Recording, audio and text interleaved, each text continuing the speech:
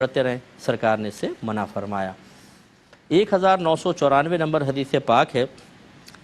ایک شخص حضرت ابن عمر رضی اللہ تعالی عنہما کے پاس آیا، اس نے بتایا کہ ایک شخص نے ایک دن روزہ رکھنے کی منت مانی اور میرا گمان ہے کہ وہ پیر کا دن تھا اور وہ دن اتفاق سے عید کا دن نکلا۔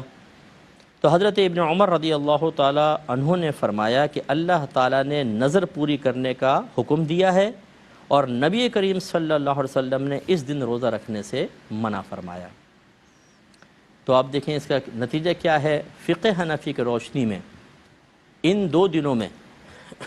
بلکہ اگر ہم دیگر حدیث سے ملا لیں تو جیسے میں نے آپ کو بتایا تھا کہ عید الفطر کا روزہ مکروہ تحریمی ہے، نبی کریم نے منع فرمایا، ایسے ہی عید الاضحیٰ یعنی 10 ذوالحجہ، پھر 11، 12، 13 4 روزے یہ منع، ایک عید الفطر کا منع ہے، روزہ رکھنا منع ہے۔ اب اگر کوئی شخص یہ منت مان لیتا ہے کہ اللہ تعالیٰ میرا یہ کام ہو گیا تو میں خاص عید الفطر کے دن روزہ رکھوں گا، اور کام ہو گیا اس کا، تو یہ روزہ رکھنا واجب ہے یا نہیں ہے؟ یہ اب آ گیا مسئلہ کہ اب اس نے تو خیر عید الفطر کا یہاں ذکر نہیں ہے، پیر کا، لیکن وہ پیر کا دن عید الفطر کا نکل آیا، اور میں آپ کو صراحتاً عرض کر رہا ہوں کسی نے عید الفطر کا روزہ رکھنے کی منت مان لی، تو احناف یہ کہتے ہیں کہ اس دن روزہ رکھنا سرکار نے منع فرمایا تھا، اس کی منت ماننا تو منع نہیں کیا تھا۔ منت ماننا ایک الگ فعل ہے، روزہ رکھنا ایک الگ فعل ہے۔ تو منت مانی تھی، کام ہو گیا، یہ روزہ رکھنا واجب ہے، لیکن چونکہ نبی کریم صلی اللہ علیہ وسلم نے عید الفطر کا روزہ رکھنا منع فرمایا تو اب یہ عید الفطر کے دن نہیں رکھ سکتا، کسی اور دن رکھ لے، پہلے رکھ لے یا اس کے بعد رکھ لے، لیکن رکھے گا ضرور،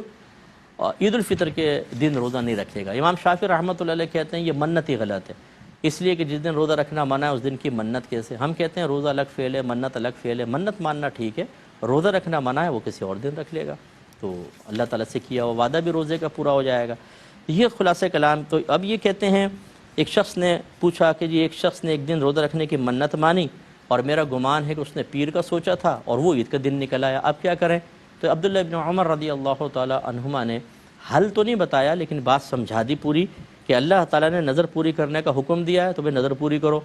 اور نبی کریم صلی اللہ علیہ وسلم نے عید کے دن روزہ رکھنے سے منع فرمایا، اس دن تم رکھ نہیں سکتے ہو، تو مطلب کیا ہوا کہ کسی اور دن رکھ لو، جو میں نے آپ کو وضاحت کر دی۔